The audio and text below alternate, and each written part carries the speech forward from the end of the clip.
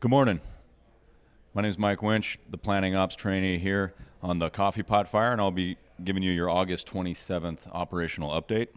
The fire grew 244 acres since we last talked to you, bringing us to 3,678 acres. We have 1,142 personnel, so that continues to grow as we bring resources to bear onto the fire and start staffing up a 24-hour shift here on the Coffee Pot. The primary lines, we've talked at length about our primary lines have been identified and getting put into place, and we've completed 63% of the primary lines we're looking to get on the fire. Yesterday we got a lot of great work done on the fire. A bunch of contingency work has been completed protecting the communities of Three Rivers, Hammond, and Oak Grove, as well as South Fork. Those contingency lines are in place and continuing to be improved. Our primary line from South Fork Drive up to Case Mountain and Case Mountain down to Mineral King Road is in place. We've completed the water handling operations. Hose lays are there.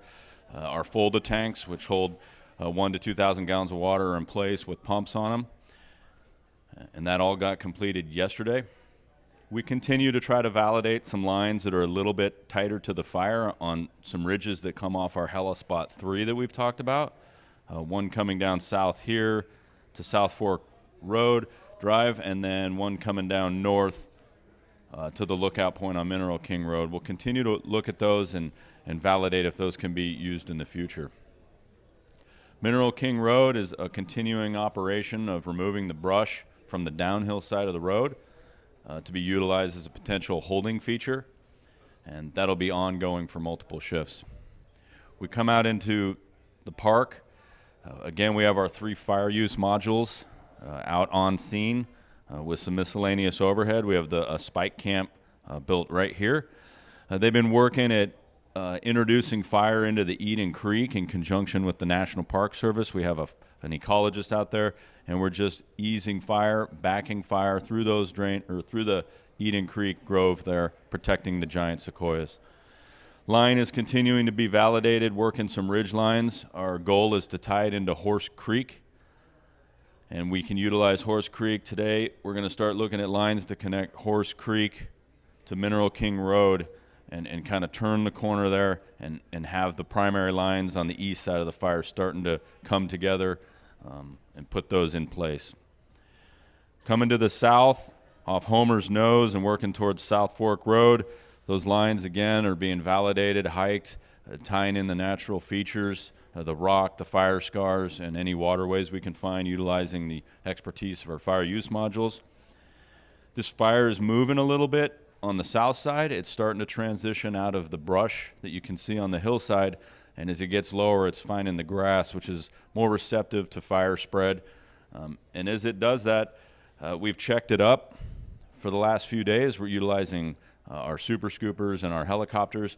But today we're going to transition a bit and actually bring our helicopter up and try to bring some fire down. And like we've talked about at length, is have an even line of fire backing down the hill.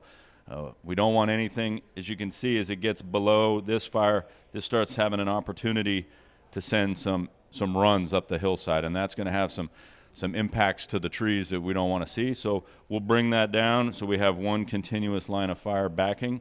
We have a tremendous amount of resources in place to monitor and to receive that fire as it comes down to our primary control line. Today, what we're looking to do, again, our primary lines are in place. Our priority remains the west side of the fire. And with that, we're going to spend the shift validating those lines, looking to see if we have any weak points and mitigating those weak points, testing our water delivery systems, making sure they're in place, and we're going to stand up our first night shift tonight. That night shift is going to look to start putting fire on the ground through planned ignitions, and those planned ignitions are going to start up at Hella Spot 3, a high point, and we like to start at high points and bring that fire down and back it down. We're not looking at anything big today. Fairly small, actually, just coming off the main fire's edge to H3 and then down a bit, and see how we like that, see how the results are going. So we'll get going on that today. I can show you the weather parameters on what we're looking at as we start to set that our planned ignitions up, you can see that green here is moderate burning conditions, and we're starting here on Tuesday and looking out towards Sunday. So we have a 5-day view looking forward, and a lot of this graph is in green. And what's really favorable for us and what we look at is this wind direction. So this is going to, if we have a southwest wind and that's projected through the week, that's going to take our smoke out to the northeast. And we'll look at that on the map there. Temperatures are moderate and relative humidities as well are moderate. So all these conditions are very favorable. So we'll look here at the map one more time.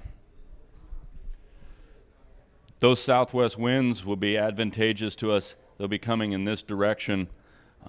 So that'll be a twofold.